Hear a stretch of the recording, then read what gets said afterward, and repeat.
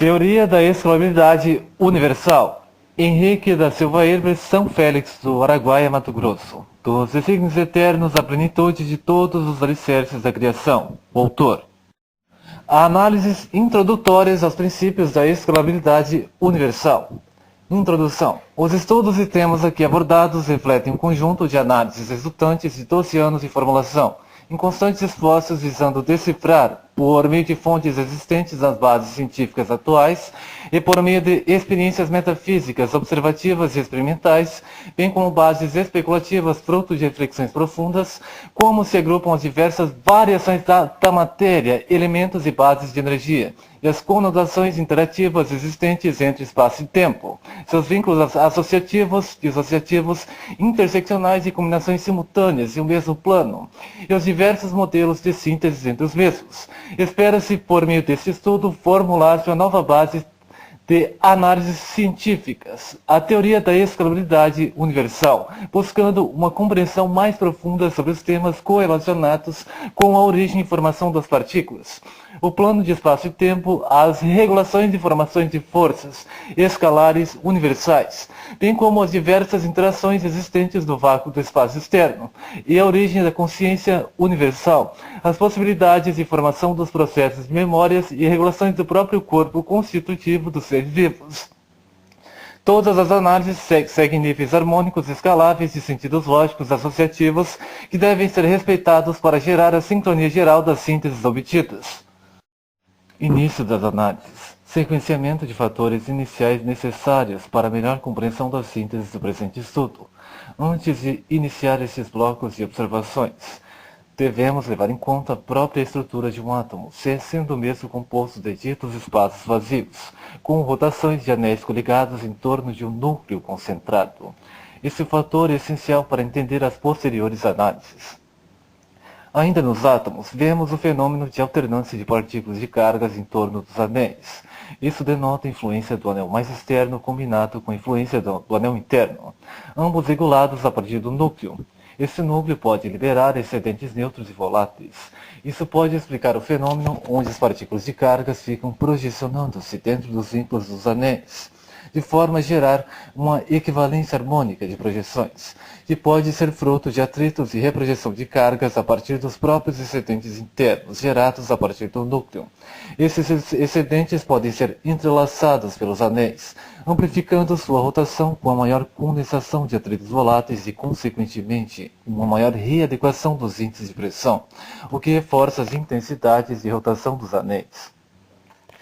Também seria interessante correlacionarmos a base estrutural dos escárnios, que são quase partículas compostas de minúsculos vórtices magnéticos que se formam através de vínculos eletrostáticos ou índices voláteis que se chocam entre si. Observa-se que através de sua projeção espiral, que o mesmo só possa efetuar essa rotação caso possua alguma massa potencial em seu núcleo. Um fator muito importante para correlacionarmos com a base real e funcional da carga neutra e excedentes neutros, os quais podem ser então a base real de preenchimento de maior escala da matéria. Para entendermos o que são quasi-partículas, devemos entender que o mesmo átomo possui dentro de si bilhões de coligações menores. São chamadas quasi-partículas as entidades que ficam nas próprias constituições internas entre matéria e energia.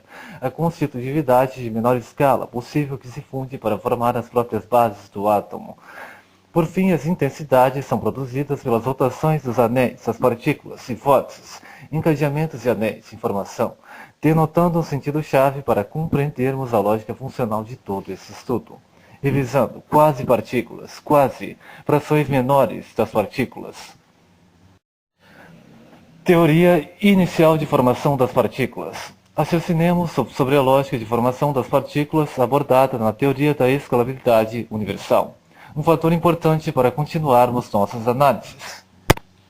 Estágio 0. No princípio não existiam partículas concretas, mas o absoluto eterno do espaço. Uma única vertente de força neutra se originou a partir do absoluto, interagindo com um elo de propagação contínua, em uma única direção. Conforme essa força potencial ganhava cada vez mais intensidade no seu processo de deslocamento, adquiria mais velocidade produzindo assim cada vez mais atritos sobre sua própria condição volátil, formando o elo de reação concentrada, causando a propagação reversa dos seus excedentes, que foram formados durante a replicação contínua de intensidades. Isso gerava mais uma condicionante, a vertente de propagação de sentido anti-horário, reagindo sobre cada uma dessas vertentes a especialização de força eletrostática, ou frações menores de energia, uma resultante formada a partir do atrito volátil constante. O vínculo de atritos voláteis com os índices eletrostáticos então permitem a associação de padrões oscilatórios, e define assim as primeiras lógicas de frequências. A cadeia de ligação das duas se associa, portanto, ao próprio processo eletrostático, sobre altas intensidades e oscilações paralelas, possibilitando o elo de ligação sobre um vórtice coligativo, passando a deslocar excedentes para as outras camadas do espaço. Ou seja, a bifurcação dessa combinação de forças possibilita a ligação sobre anéis concentrados em vórtices, formando a primeira base inicial com consenso de preenchimento neutro em seu interior. As interações de intensidades externas com as bases dos vórtices passam a gerar o aumento eletrostático constante, formando o primeiro índice concentrado de plasma neutro absoluto sobre os centros dos vórtices, liberando a parte excedente desse plasma de baixa escala sobre o vácuo do espaço externo. Estágio 1. Inicia-se o processo de reação da carga neutra presente sobre as primeiras bases dos vórtices, com a neutralidade máxima, o plasma neutro absoluto, do vazio do espaço externo. O padrão de oscilação de frequências interagindo de forma concentrada entre as formações gera o padrão de ondas. O vazio pode então de alguma forma distorcer suas bases. Isso quer dizer que existe um senso reativo inteligente inicial para permitir que haja assim uma interação de alto nível, o que reforça nossas bases de compreensão do universo, pois a existência desse padrão inteligente pode ramificar todos os processos de forma harmônica. Estágio 2. Temos a partir das modulações de espaço a reconjunção do plasma neutro absoluto, podendo o mesmo distorcer-se na formação de vórtices maiores, ou anéis maiores em formação, e ainda reforçar os vórtices menores existentes, possibilitando assim a lógica constitutiva de readequação de um anel giratório, com maiores vínculos de forças. Reajustando as intensidades nas suas órbitas de rotação, deve-se entender que os vórtices sempre começam com um modelo de rotação em espiral, reduzindo essa distorção interna de acordo com os atritos e excedentes externos com as bases do vórtice, ou direcionando partes desses mesmos excedentes para o núcleo em formação, e a partir do enfraquecimento da distorção interna, por meio dessa concentração de excedentes, isso gera a formação de novos atritos sobre as bases internas, formalizando assim a pressão interna. Isso faz com que a base da pressão interna recondicione uma interação direta contra a pressão externa, possibilitando a fixação do primeiro anel separado do centro de preenchimento neutro do interior, iniciando o estágio de formação do núcleo.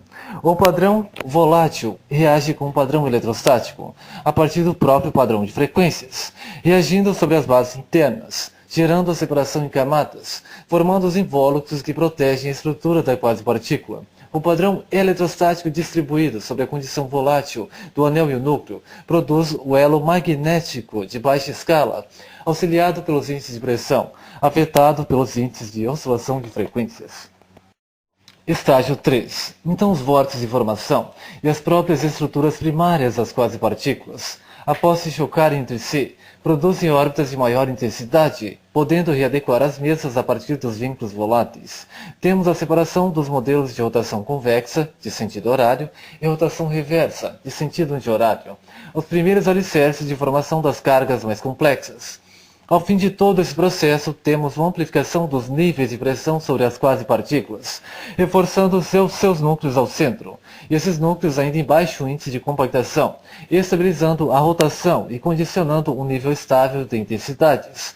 Podemos ter a fusão de vórtices, ou anéis de formação, de rotações opostas, em intensidades equivalentes, onde as intensidades semelhantes podem se entrelaçar, formando uma base maior, e a redução ou neutralização de índices voláteis opostos entre os vórtices ou anéis de formação. Estágio 4. No próximo estágio, temos a formalização completa das variações de cargas positivas e negativas, ou seja, as partículas de carga se iniciam no alicerce neutro. O alicerce neutro é composto pelas intensidades estáveis que se isolam em uma combinação exata e só se tornam independentes quando se formam os núcleos iniciais, que estabilizam o ciclo de rotações das partículas. Elas são, portanto, a projeção resultante de uma mesma força em duas propagações diferentes, entrelaçadas pelo vínculo eletrostático. O senso de concentração exata entre as duas vertentes de sentido horário e anti-horário gera a partícula de carga neutra. As variações com maior intensidade de rotação de sentido horário condicionam a carga positiva, e as variações com maior intensidade de rotação de sentido anti-horário condicionam a carga negativa, o que entrelaça todas as partículas de cargas e a força de projeção intermediária, vínculos de geração eletrostática.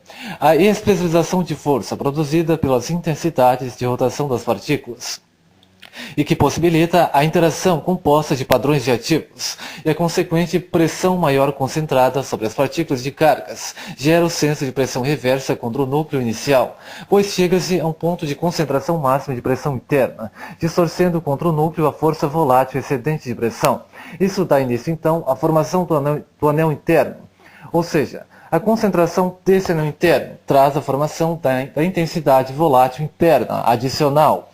Essa altíssima concentração de pressão sobre a bifurcação dos anéis gera intensa fusão do núcleo, formando então o hipnoplasma, o complexo estruturado de plasma centralizado dos núcleos.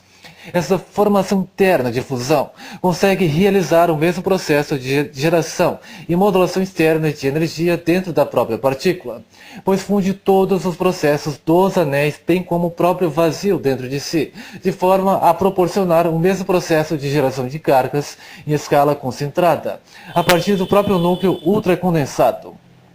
A partir disso, temos reações de formação da matéria e antimatéria, pelas fusões de índices voláteis semelhantes, formando os primeiros vínculos eletrostáticos coligativos entre as partículas maiores, sendo então o aniquilamento de matéria e antimatéria um amplificador do mesmo processo, gerando maiores condições para a reformulação em massa, o que poderia gerar altíssimos índices de energia, e consequentemente um melhor ambiente para a autorreplicação do mesmo processo, com a diferença de que os núcleos do hipnoplasma são de constitutividade neutra ultracondensada, o que lhes confere maior autonomia, mesmo separando-se da matéria, amplificando o processo total de formação das partículas e da própria vida no universo.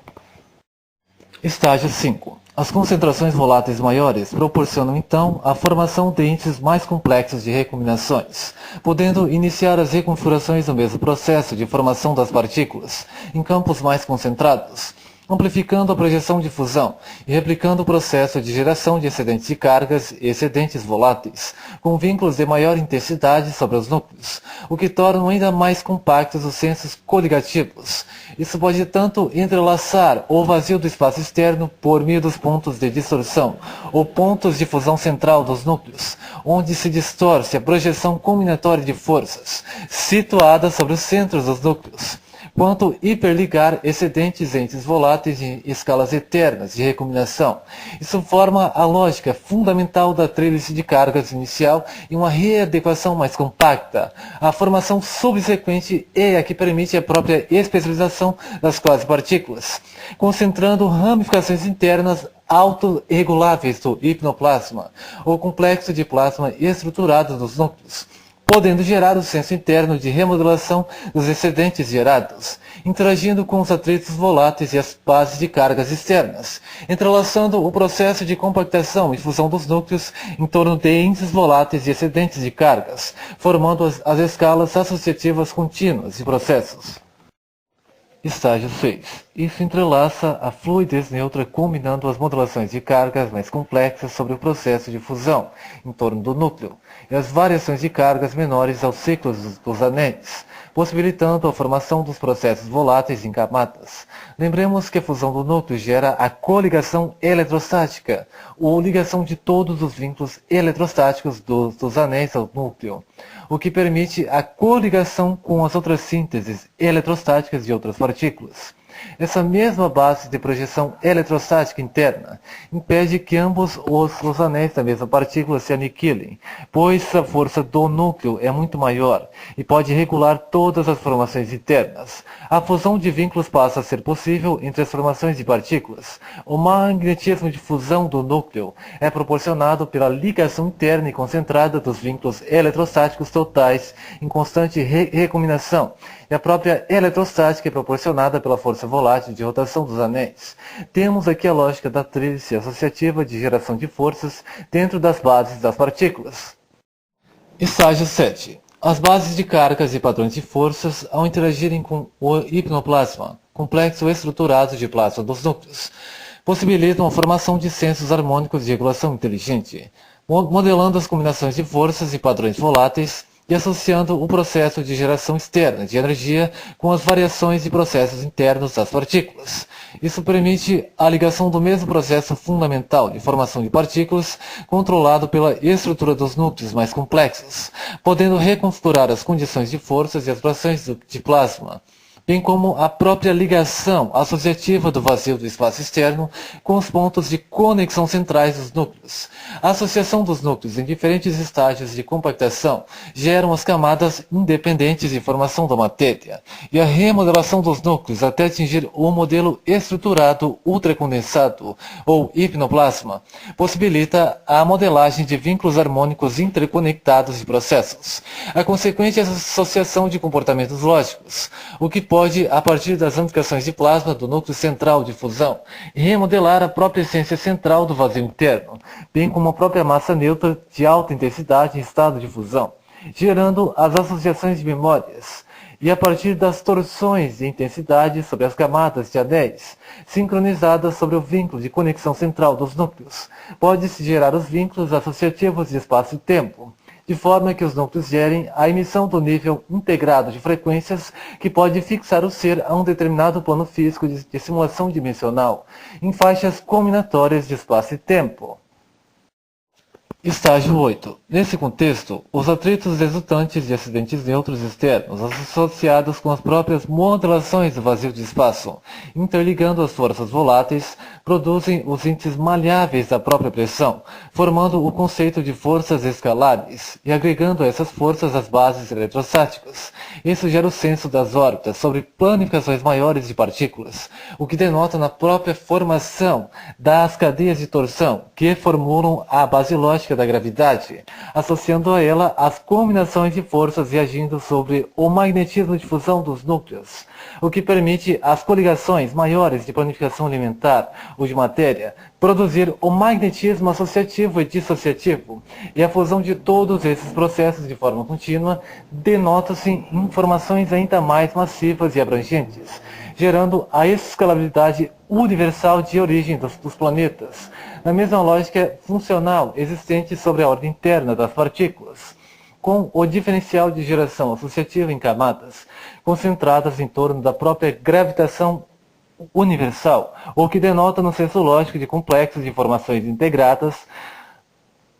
O hipnoplasma, complexo estruturado de plasma dos núcleos, possui a capacidade de regulação máxima e pode se ramificar sobre a matéria, encadeando as suas frações internas de plasma sobre ela, formando as ligações dos sensos lógicos perceptivos sobre a matéria, pela máxima condensação neutra dos núcleos, que interagem com o próprio senso instantâneo do vazio do espaço externo, além de regular as cargas e todas as outras variações de forças voláteis e escalares, bem como todos os índices de compactação e remodelação da matéria e energia em seus estágios associativos contínuos.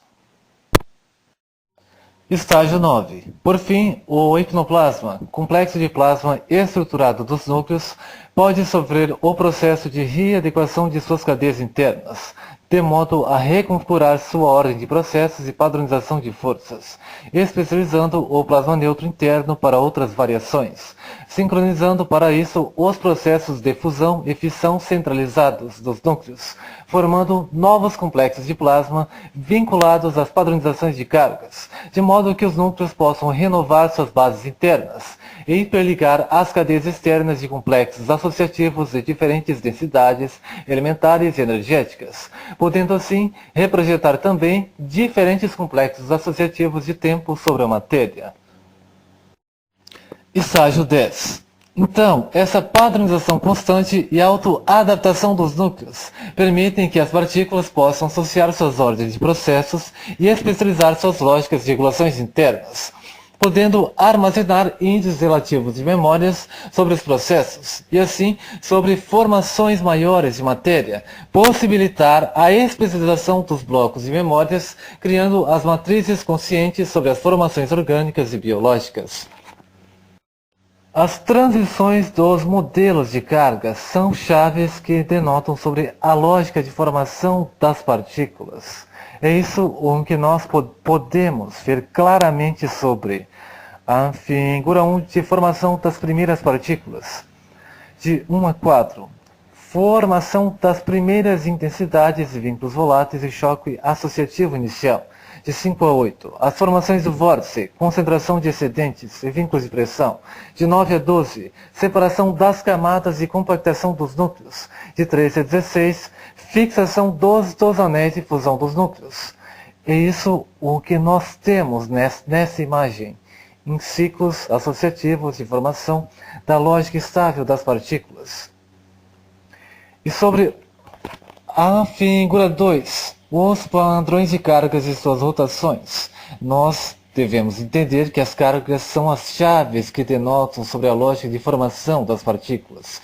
O sincronismo, o sentido horário ou sentido anti-horário, o que denota sobre a carga neutra, a carga positiva e a carga negativa.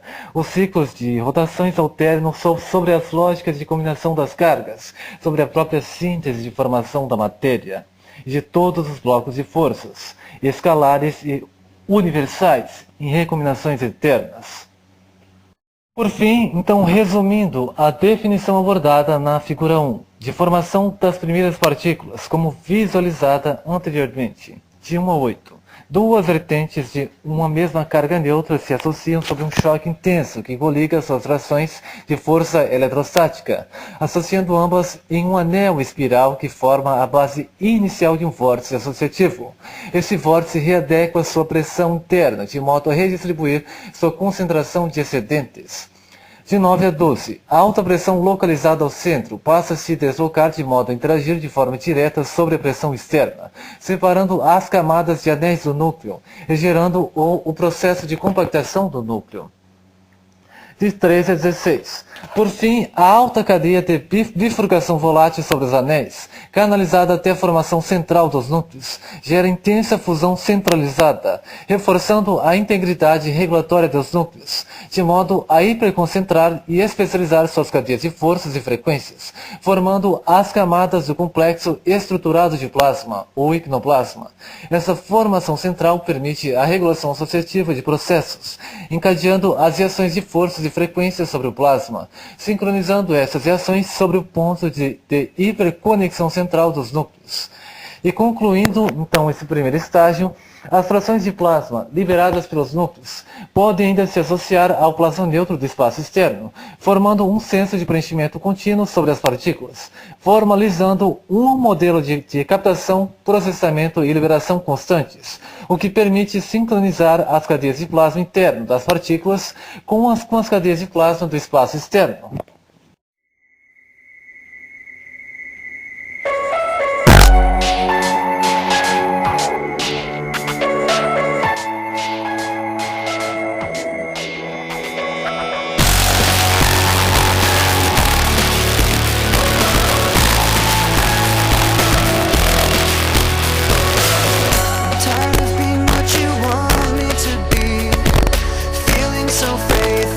Lost under the surface. Don't know what you're expecting of me.